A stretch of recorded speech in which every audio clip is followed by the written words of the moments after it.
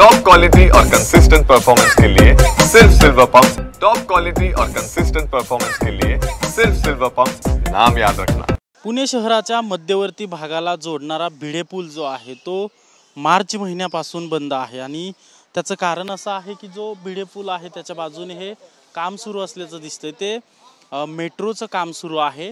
नारायणपेठेतून Deccan metro स्टेशनला जोडणारा हा जो पूल आहे त्याचं काम सुरू आहे।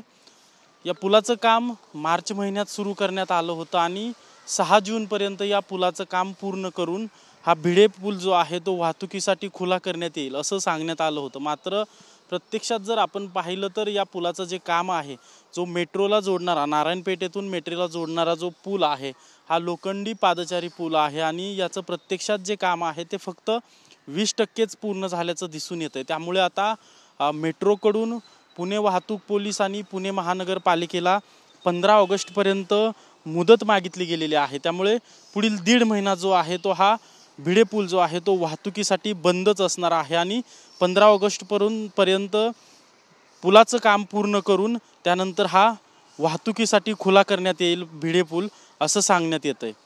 कॅमेरा पर्सन सुशांतसह अजिंक्य धायगुडे, TV9 मराठी, पुणे।